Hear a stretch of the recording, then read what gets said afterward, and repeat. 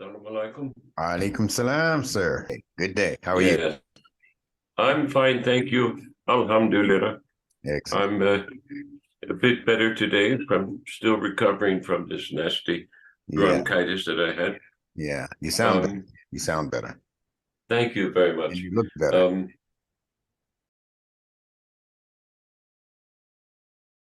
I look better, do I? Well, Good. my dear shower is some Hmm. sort of Chinese, remedy. So I comply for as long as I could stand it. And then this morning I took a shower. I Hmm. left one actually, and was able to refresh myself a bit, and Yes. so maybe that's the reason why. So, in any case, Alhamdulillah, it's wonderful to once again spend some time with you. Um, with your permission, I'm going to use these sessions as we have been, but to just add another dimension to it. I'm going to use it as a testimony, my part, to how it is that I am actually experiencing the guidance of Allah, Beautiful. subhanahu wa ta'ala, something that Muslims claim, but they mindlessly claim this, but they don't really experience it because of some of the reasons I outlined yesterday in the law of grace and those uh, those lectures, that lecture determinism. Uh, there are four of those lectures, one of which is the knowledge crisis, which they should be shared, and explains an awful lot of what's wrong with traditionalist Islam, Mhm. despite all their wonderfully pious intentions. You see, so um, I am writing a novel that I've been working. This story uh, mm, is an attempt to surpass Tolkien in a very real Mhm. sense, Mhm. because the Tolkien stories, as wonderful as they are, and as accurate as they are in a mythical concept, which um, he still doesn't recognize our source creator. This, if you study his works, if you study the way it's cinematically re-represented, you see, there's no real connection uh, or a lot, you see, that's offered as a form of connection between ourselves and our source creator, whom Muslims call Allah subhanahu wa ta'ala. So, in an attempt to try and correct this, you see, I began this novel as a form of instruction for my children and the coming generations, if you will. And I wanted to incorporate these. I almost want to use the word grandiose, but they're not really grandiose. This wonderful mythology that embraces spiritual truth in archetypal form, but to take it a step further in the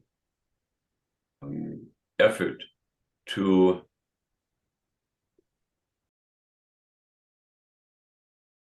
join our, as you say, evolutionary enterprise, which is part of our return to Allah subhanahu wa ta'ala.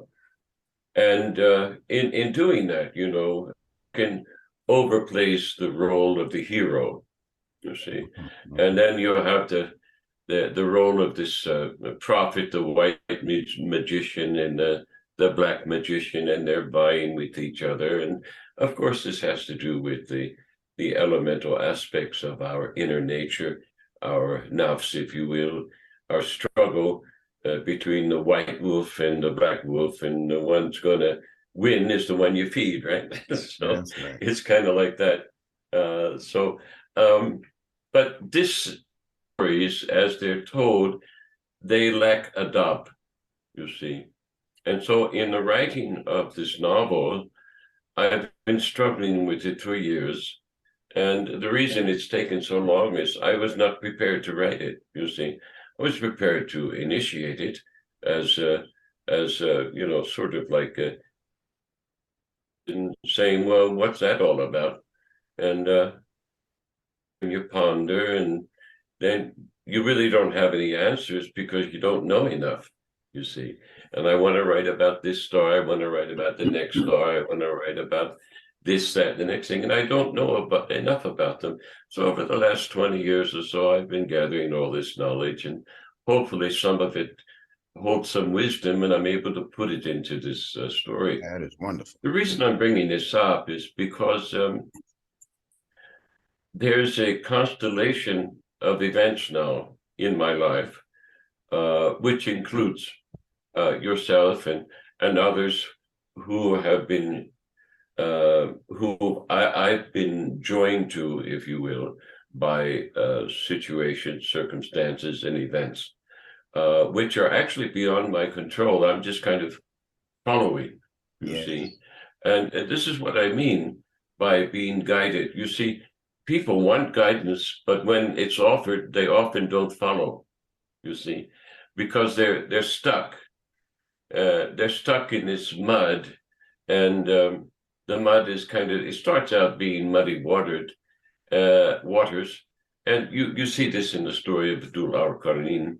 You know, he goes from one place where there's clear waters in the rising of the sun, and then to the muddy waters where the sun is setting. And that has all to do with this inability or lack of a will to actually leave the mud for clearer waters, you see.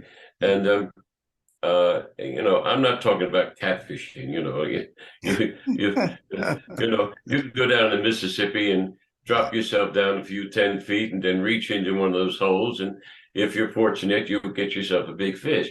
I'm not talking about that. I'm talking about being guided to where they really are, and these fish are the ones that you can eat, and they not only fill you, but they themselves in turn guide you internally, you see.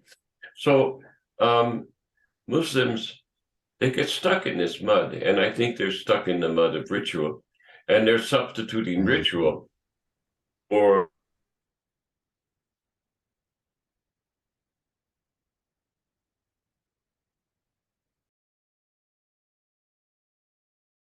you see, to a testimony of my own life, you see.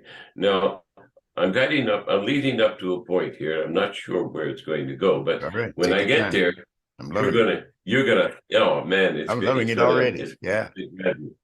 Okay, so I've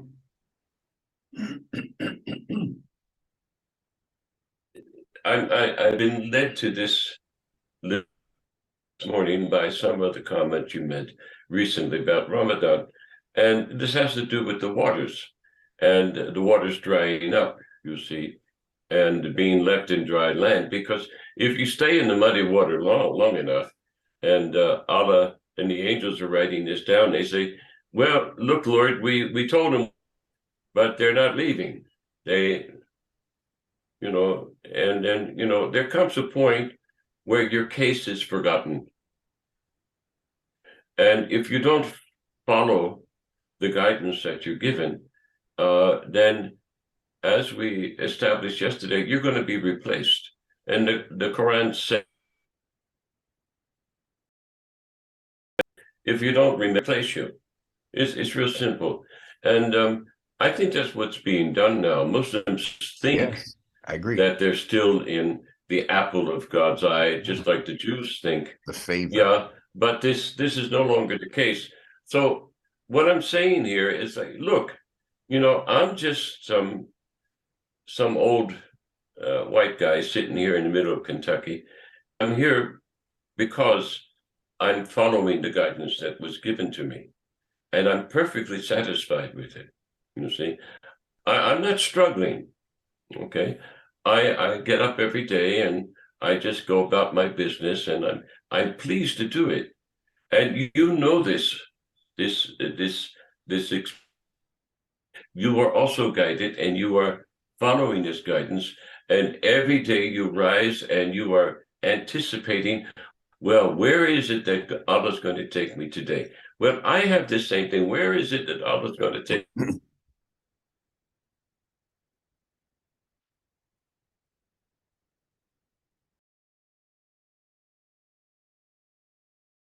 this act of guidance? You see, this act of so. That's why I say yesterday in this law of grace, this law of submission. If there's a passage in the Quran that says, "Tell the Muslims to act."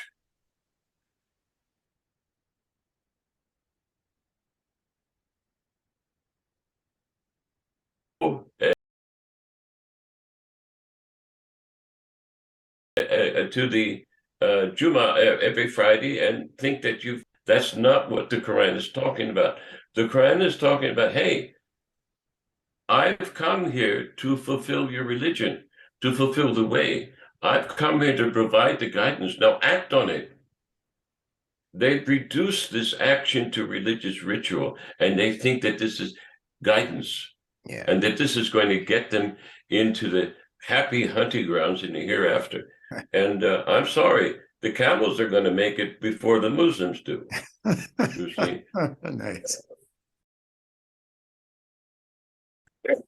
As far as I can see, men are not satisfied. They're not fulfilling their purpose. They might as well just be working for some corporate entity, waiting for their weekly paycheck. Yeah. And that's a futile way to live. It is not the deen. It is not the way of Islam. So, what I'm saying here, dear brother, is that by virtue of even having the possibility to entertain this conversation, it's my following the guidance that Allah has provided to me individually. Why? Because I'm learning from my interactions with you, your responses to my commentary, to my queries. I'm learning how to complete this novel. You see? Right. How it is. I'm thinking here this morning, contemplating tafakkur, as I mentioned yesterday, not just meditating and emptying my mind. Oh, for God's sake, no, let's not do that. I don't want to be some Hindu guru covered in filthy ashes waiting for you to come and kiss my testicles. No, no. No. Yeah.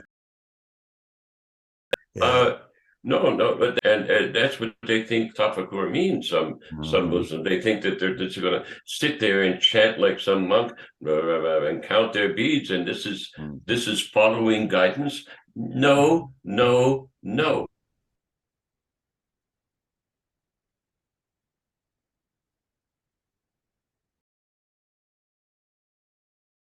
Brother Bilal here, we are actively replacing you. Allah is replacing these people who think that that's guidance, who think that that is the correct action.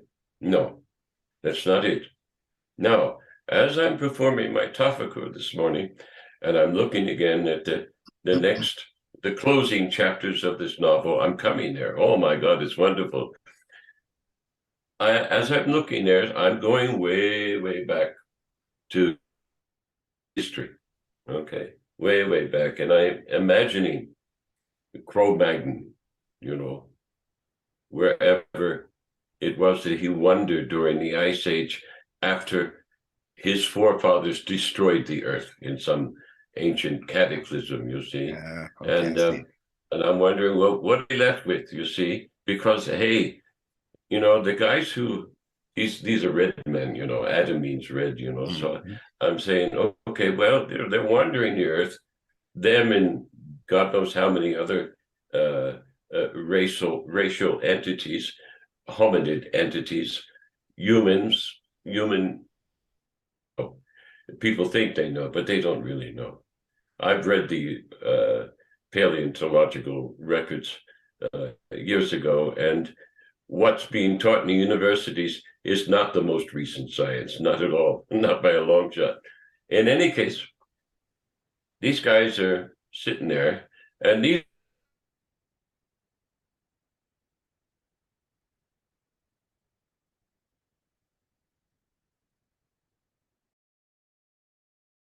what's this group in Spain who resist the government? They live up there in the Pyrenees. I forget their names now, but there's all kinds of groups left over from this group.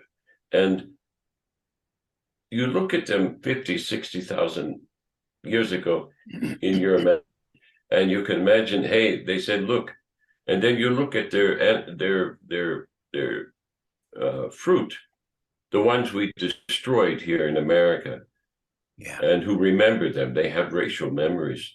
They have traditional verbal narratives which remember them and others of their kind. It's all you have to do is look for it. It's not taught in the schools anymore, and they said, look, we already did this cosmopolitan thing, and it destroyed us. So they decided not to do it. You see, they decided to live in harmony with nature. You see, and not to pursue this cosmopolitan building up, which in some of the scriptures, it's very clear that Allah subhanahu said, I hate. Cursed is a man who builds house onto house. I mean, that's in the Proverbs, if I'm not mistaken, and amongst other things. So what I'm getting to is the point that, these guys, okay, so they threw all this cosmopolitan ambition away and said, look, we're just going to live in harmony with nature. And in doing so, we maintain our salat with Allah subhanahu, with our creator, the great spirit, our father in the sky, if you want to call him, whatever word it is you want to use. And so they formed the initial stages of writing, and they etched something in a rock or on a stick or on a clay tablet or this sort of thing. And then, they're just doing this to help them to keep a memory. So when they see a certain line and maybe there's a loop on it, it means something to them. And that little line and that little loop together, it contains a whole narrative, a whole world. Okay. Doing this, and they're looping and they're lining and they're etching and they're scratching, and they get around the campfire and they say, oh, I remember that loop. Let me tell you about that loop. Oh, grandfather, what does that etch mean? And so they're telling the stories and they're living in peace, and they're eating the rabbit that they caught today, and everybody's having a good internet. There's no television, there's no Hollywood mogul trying to teach them something that they shouldn't know. And along comes somebody and says, hey, I like that, especially this stuff on the clay tablet. We can use that. So you get a division here. I'm talking about a division between, the usage, the purpose, the misuse of something. It's not that Allah says you can't do it. It's like when I was doing the astral travel, and the angel said to me, use my Christian name, said, Lenny, it is not necessary. Oh, he didn't say I couldn't do it. The angel did not say I couldn't do it. He didn't say it's forbidden. He didn't say it's haram. He didn't say any of that. He said it's not necessary. Okay, not necessary for what? To maintain my salat, my connection with the Samawat. It's not necessary. Okay, so this is where I'm going with this. Wonderful. And this is part of my guidance here, brother. I'm following this guidance. Now I'm trying to verbalize it. You understand? And I'm putting all of this in one form or one way or another into the major narrative and the sub themes and the sub narratives in the novel that I'm trying to represent this grand narrative of our relationship with our source creator. So go back to this idea of the red man. Okay, now he wasn't really red. That's just a word that they use, because if I look at you right now, you're more red than I am. You see, Yes. I'm kind of pink. Yes. Okay, but you got this reddish brown tint to you, and if you read some of the folk tales, the tribal memories of these people, the mound builders and the Cro-Magnon types of tribes, they say, oh no, these were reddish brown skinned people.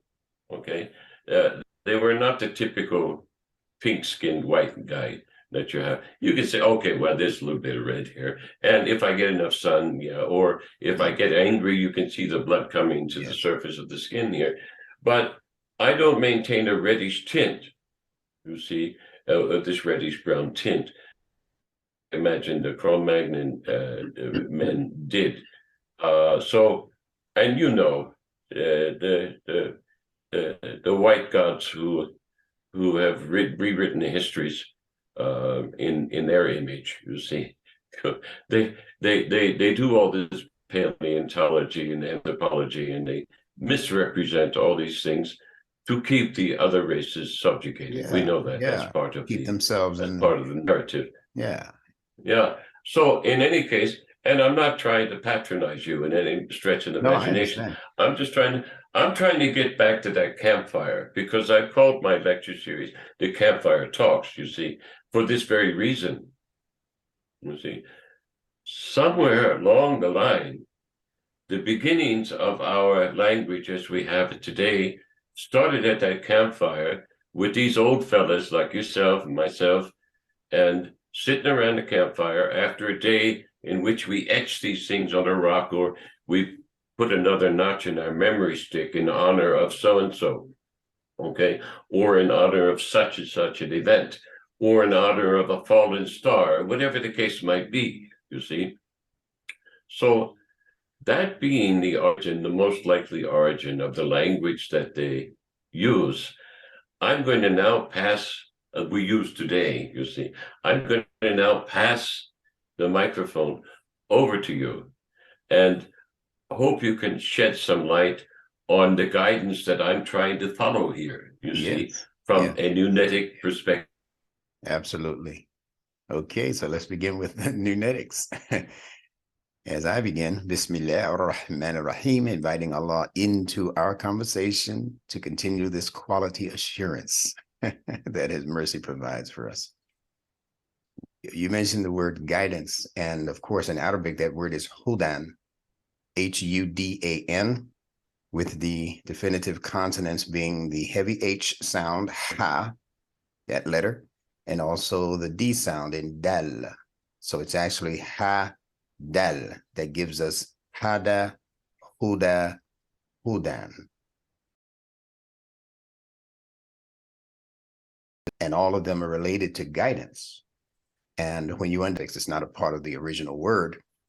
And if you understand that the letter H and the letter G, those two letters are interchangeable, now you can see how the English speaking world comes up with the word guide and guidance, because the GD is also the HD. So we'll begin with that consonantal nunetics connection. Now, what's important about this word hudan is that I believe it has also given us the English word head with its HD connections. Now, what's so important about this head is that it contains, and is the only part of the body or place on the body that contains representatives from all five senses. Yes. There's the sight, there's the hearing, there's the smell, there's the taste, and obviously there's the touch. Okay, and the only one that runs throughout the entire body is the touch. Now, so when Allah gives us hudan, He's giving us something for our five senses. This is my logical deduction related to hudan, or guidance from God.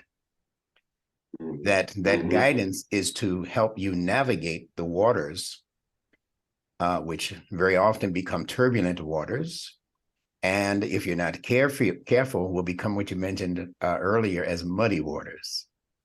And I believe that Yes. when the Quran speaks about the sun setting in murky waters or in muddy waters, that is a reference to energy shifts that are taking place along your spinal column, along the chakras. Mhm. As you know, the third chakra up is called the solar plexus. And solar means sun.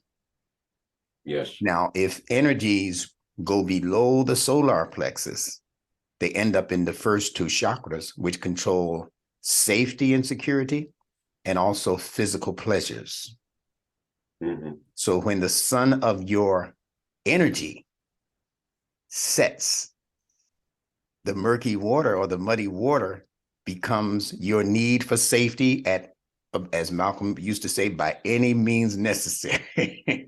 Yes, yes. Yeah, I'm going to protect myself, my interest at by any means necessary. That's the materialist speaking.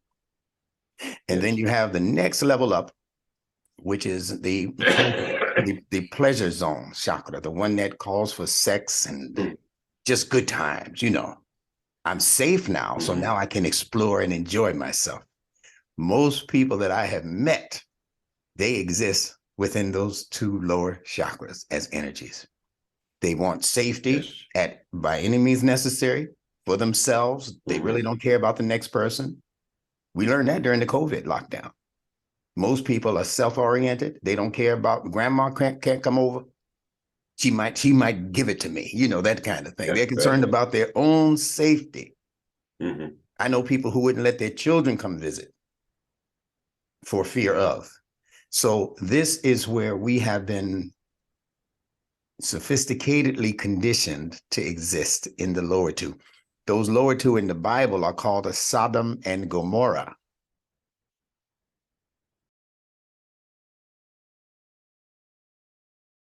And those are the cities that are set on fire. All right. So we know where the Sodomites live, in those erogenous areas of Of development. course.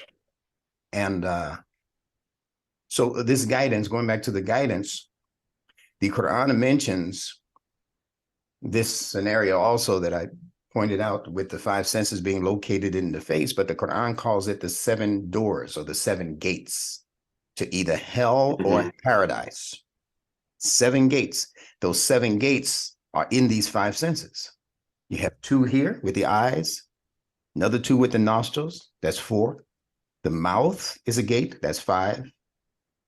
And I don't think I mentioned the ears, right? So that's seven. Mhm. Two eyes, Yes. two nostrils, one mouth, two ears, that's seven gates that take in information.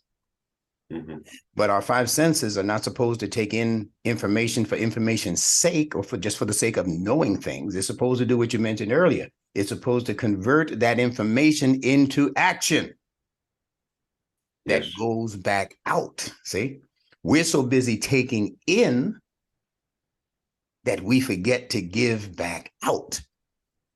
In the Quran, it's called zakah, and zakah means to purify. So you have to purify that information that you're collecting. You can't just be a bookworm. You can't just be a person who knows things for knowledge's sake. You have to convert that knowledge into action in order to make it into Allah's paradise. You can't do it just upon saying, I believe, and not be tested, as the Quran says, when all those before you have been tested with fitna. So the involvement of our human lives in the world is going to inevitably cause us to run into fitna, trouble, challenges, I call them, problems even. You're going to run into those things. Now, ritualism, it's okay. We perform rituals naturally every day. When we get up, as you did this morning, we take a shower or take a bath. That's a ritual. That's a daily ritual for most people. It is, but it's a good ritual. Yeah. The way we sit down at the breakfast table or whatever, we normally do that almost exactly the same way every time we do it. Most of us have the kind of day that is structured to repeat the same actions every day around the same time in the same way. You pick up the fork or the spoon or whatever. We're left-handed, folks. So we're southpaws, right? So we pick it up with our left, like I'm writing with my pen with my left hand, and people do the same thing every day, the same way, basically, because that behavior is on autopilot for most of us who have done it over and over and over again. So it becomes a ritual. And there's nothing wrong with that ritual. That ritual is allowing you to take in what's needed for that moment. I need to eat, I need to drink, I need to sleep, I need to do these things. So you're taking in from the environment. You're participating in the environment, but as one who is receiving from the environment. But Yes. if these are 7 doors open and close, and doors also allow for exit and entrance, or entrance and exit. So if you breathe in, this is the Fitrah teaching us now. How long can you hold that before you are forced to breathe out if you want to continue living? When you take in through the eyes,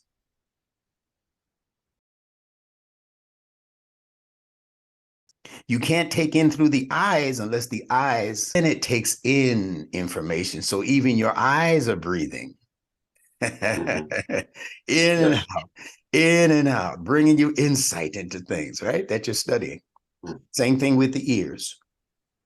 Your ears have to be able to go out and listen, pay attention, and then bring in necessary sounds and information. Some of them are familiar. Some of them you still have to figure out what that is. Who made that? Who said that? Right? So the ears are also gates. This is how the Quran describes your senses, as doors, gates. And of course, the mouth takes in food. The mouth gives out words, information, breath, right? So all of these 7 gates can lead you either to paradise or to hell. Now, you tell me if hell is not you breathing in and somebody coming behind you and putting their hand around your nose so that you can't breathe. If you can't breathe back out and therefore cannot continue breathing in and out, that's hell for you. Same thing if somebody covered up your ears and you couldn't hear, danger. Same thing if someone blinded you and you can no longer see your way. So hell is when the opportunity for doing both actions, in and out, when that becomes precluded, your life becomes hell. When it's allowed to flow naturally in, out, that's when life becomes facilitated and heaven becomes your lot or your goal. That's when heaven becomes your goal. So Hudan is way beyond just thinking that it's reading a particular page of the Quran or of the Bible or something, or I have guidance from God. Not necessarily. You only have guidance from God if you're following both activities. Take in, yes, but also give out. Take in information, yes, but also teach. So you not just learn, but then teach what you learned. Reciprocate what you've been learning. Someone is giving you gifts. Someone is helping you to survive. Some mother, some parent helped you to grow. And so, well, then give back to that parent. As Allah says in the Quran, be kind to them. Lower the wing of humility to both your mother and father because they did things for you when you couldn't do for yourself. Yes. That's guidance. The guidance is in the key word that you mentioned when you started, action. Good deeds, the Quran calls them. Amilu salihah, deeds that help to reconcile differences among us. See?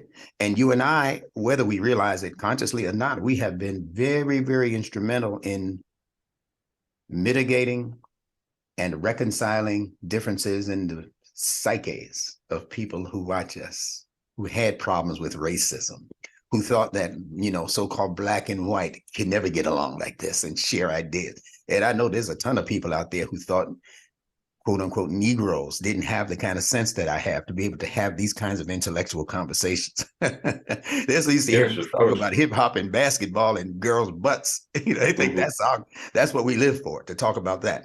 So when they Yes. hear us having these kinds of intellectual discussions and this kind of discourse, it blows people's minds. I hear their comments. I see their comments in the comment box on YouTube, and they are really fascinated by this.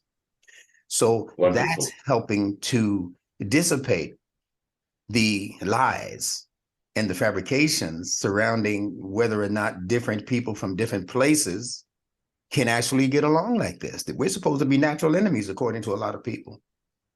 We're not supposed Yes, to of have been course. doing this is our 30th session, doctor. 30 weeks Is of it? doing this. Oh, Yeah. The mhm, meeting of the minds, number 30. And 30 is significant also, right? mhm. So I said all of that just to really rubber stamp what it is you're presenting as the continued work on your novel. And I can't wait till it comes out. I'm going to support it. I'm going to promote it. And inshallah, it's going to become something that is even much bigger than you even anticipated, because it resonates right in my heart and in my soul, what you're doing. Mm, And mm. I want to say in front of the public that I truly appreciate you. I have to remember that I've never met you. Yeah, yeah. Yeah, it's kind of like Yeah, that, isn't it? yeah. Yeah. Well, I thank God for this wonderful media that we're able to Yes. use It's mercy. for the benefit of ourselves and our listeners. This exchange is helping me grow in leaps and bounds in my ability to follow, you see, what I perceive to be my personal guidance. Each one of us has this ability to follow that guidance, and the guidance is personal. And whether or not that personal guidance actually coalesces to some form of community, that is up to Allah subhanahu wa ta'ala. We're kind of, Hollywood wants us to focus on these heroes, which sort of appear out of nowhere. But I'm here to tell you and our listeners that the hero that you need is sitting beneath your breastbone, Yes. you see. And in order to become that person, in order to become that human being who's capable of saving yourself, you don't need a savior. You can save yourself simply by Absolutely. following the guidance Absolutely. that we're talking about here. You Absolutely. hero. And we need a leader in any community, and we need a group of elders to keep the young folks on the right path, you see, because young folks don't know enough.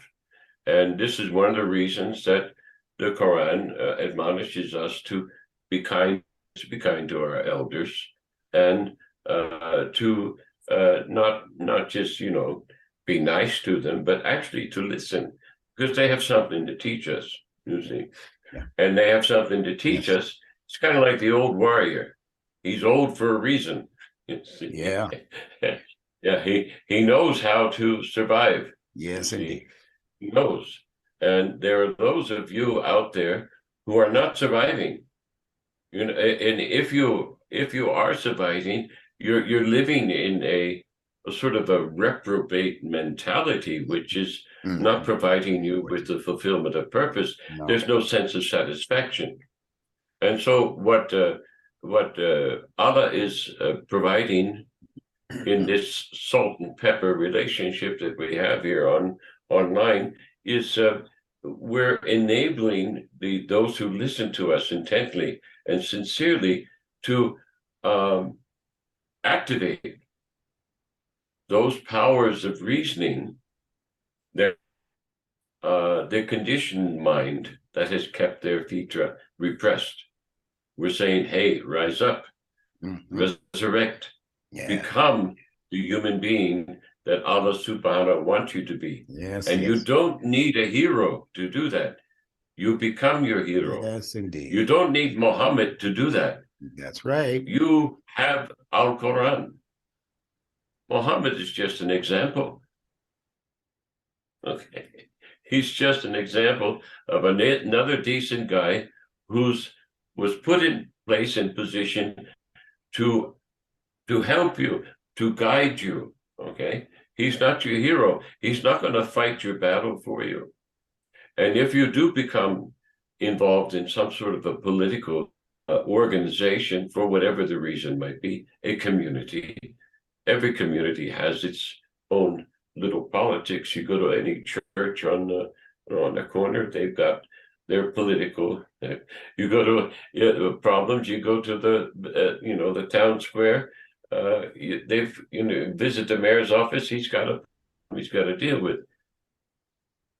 If you're on guidance, this political problem is almost automatically overcome, because if you follow guidance, the grace follows you. Absolutely. And then the grace follows that community, and you don't need these 5 and 10-year projections. No. That's the corporate mindset that's looking at the bottom line. If you're looking at Allah's bottom line, you just submit and you follow and you act, and Allah provides everything. Carries you the rest of the way. That's right.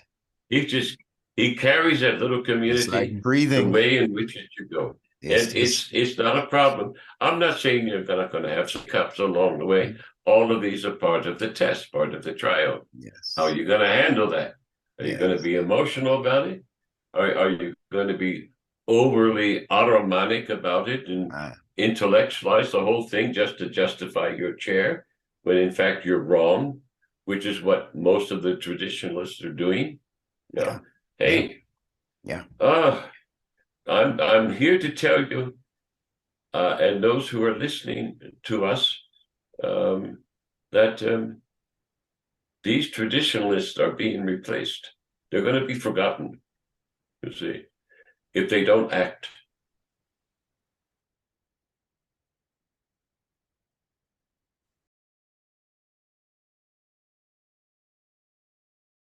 The tradition that keeps people bent over submission to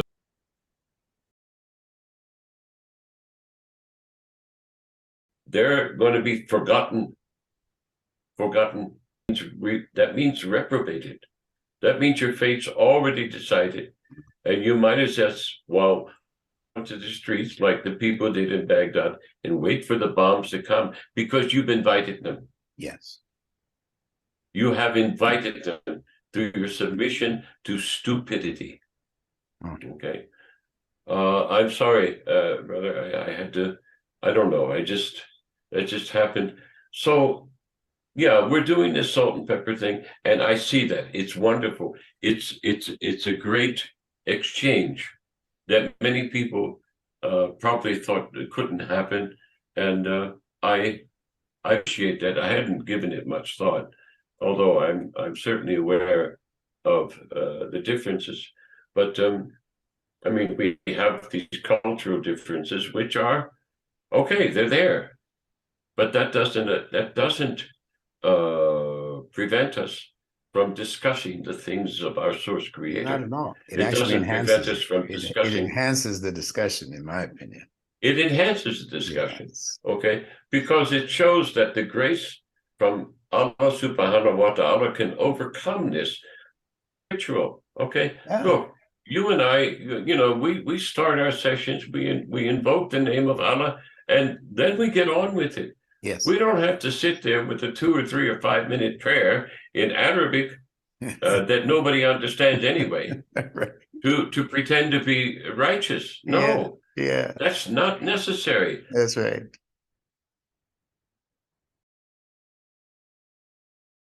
That's right. You didn't consciously astral travel in carpet. That's right. It's not necessary. Not necessary for what? Not necessary to receive Allah subhanahu wa ta'ala's guidance. Yeah, that's right. Which is what we're talking about here, brother. Right. Have you experienced this in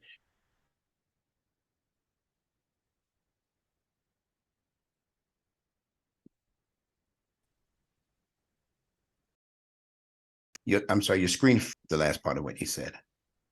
Okay. Have you, we're having some trouble with the transmission. Yeah, it's been off and on.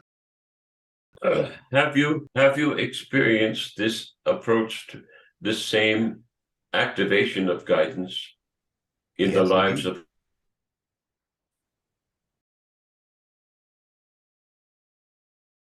Yes, indeed, I have. I have. And I figured it this reciprocation factor, the fact that we're not here to just take, but we're also here to give. That has allowed me Mm, to develop relationships that have been very long lasting relationships. You know, even with my ex-wife, uh, I have still a relationship. yes. We still communicate. In fact, one of my ex-wives is now my business partner in an effort that I joined called Legal Shield.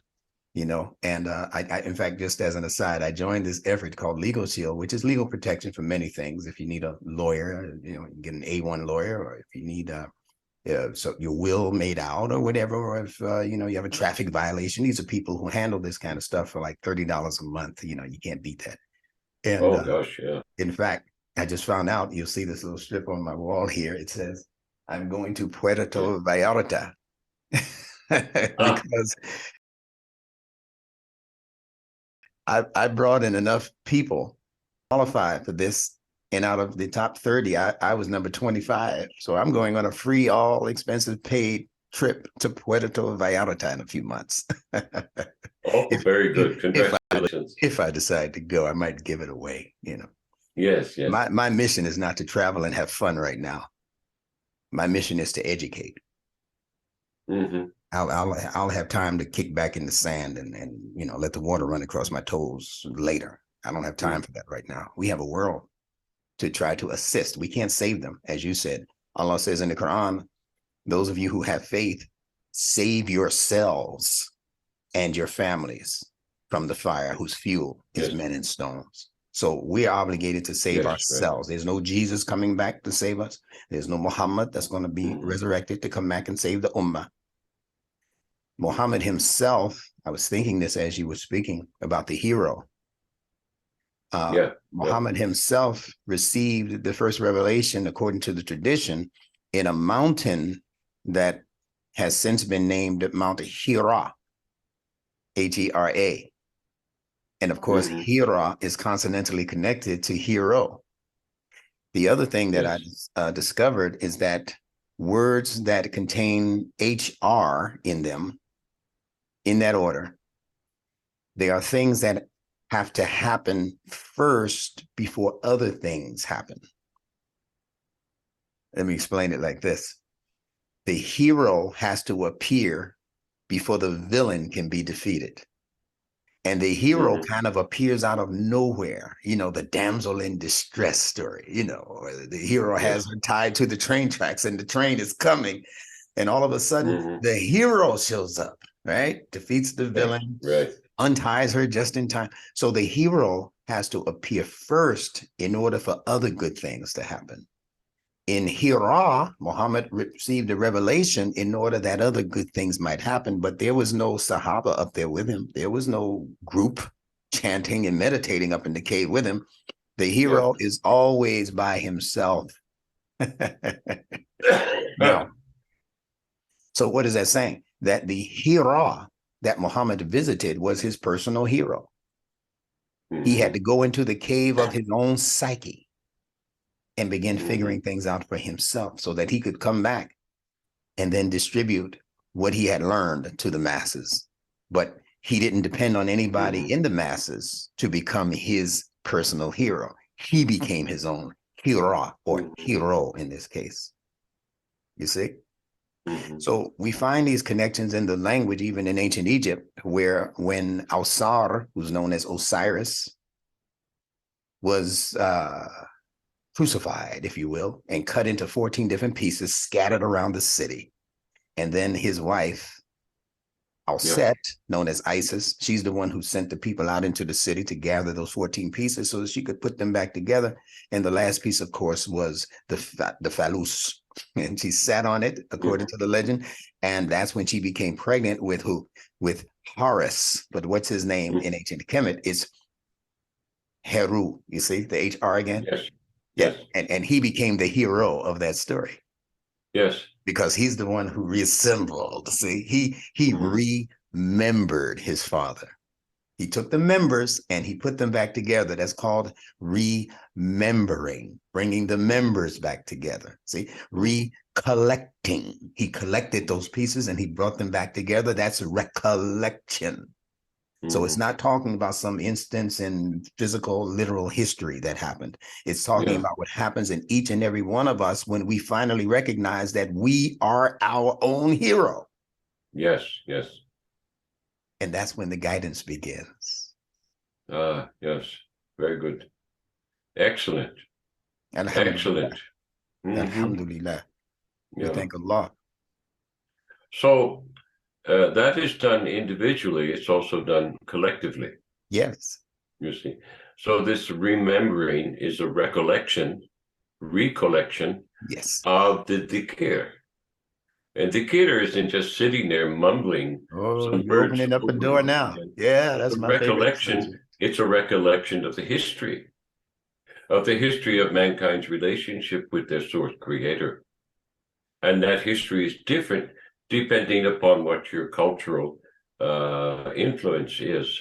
It depends on, where you are geographically, etc., how it is that you incarnate and who you incarnate with. You bring these influences with you according to some of the traditions, and they I'm reading this one fellow's recollection of the history, and he said, well, there's 22 streams of energy.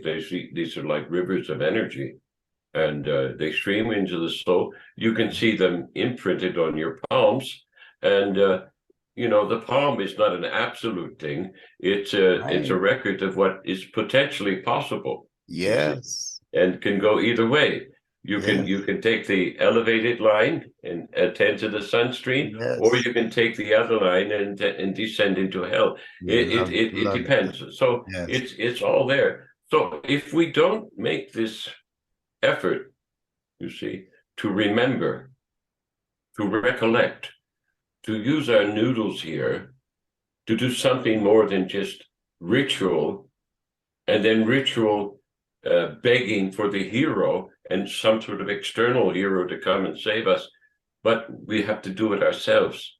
So we do it from our own dhikr, our own recollection of our own biography, and then we jointly do it as a recollection of our own communal biography. This is one of the reasons I think that people are really interested in history, and it's one of the reasons that history has been rewritten, by the victors to cover over the true memories, you see. So what I'm trying to do with the writing of my novel is to bring to the forefront the actual existence of these true memories, you see. Now, I'm using myths. That's okay. There's nothing wrong with myths as long as they hold. They are a vessel for the true archetype. Yes. And the archetype has to hold these energies so that they can be collected in a vessel. This is the grail, you see. This is the grail for what? For the hero. Yeah. All right. So I think I just brought that little dissertation full circle. Very good fashion. Let me just say this while it's on my mind. Go ahead, brother. That if you ever do another edit of Sexology, an excellent book, by the way. Yes. If you do another edit, I'm going to give you this nugget to take with you. And that is that we're speaking about the dhikr and so forth. And you mentioned the word earlier, tafakkur. Now, both of these words are symbolic. Yes. Dhikr is an Arabic word, obviously, found in the Quran.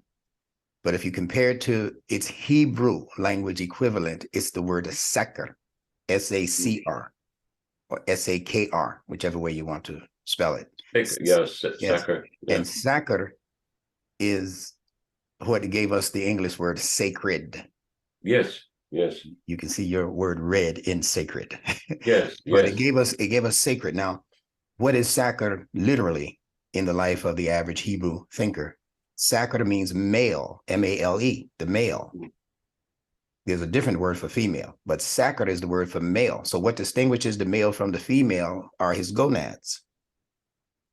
So sakar, in the mind of the Hebrew deep thinker, he knows that this has something to do with his sex organ, but not literally. It's speaking on the higher, more metaphysical level of how he chooses to inseminate others with his mind, how his ideas shoot out and impregnate other minds, right?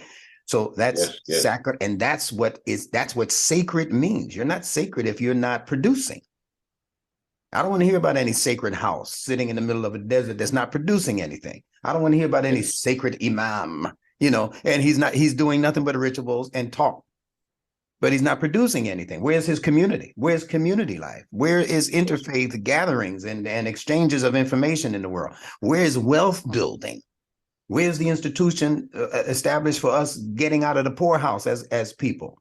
So unless people are doing these good actions, and I have to keep focusing on the word you introduced, actions is what makes the difference. Now, this sakar Hebrew word is the equivalent of dhikr, and I know that they got the English slang word D-I-C-K from the word dhikr. Of course. I know it, because if you give a man the name Dick, like Tricky Dick Nixon, or like Dick Tracy, they know that Dick is short for detective, and that's what the penis is. It's a detector. It's a detective. It's looking for the ovum. What it releases is in search of its destination.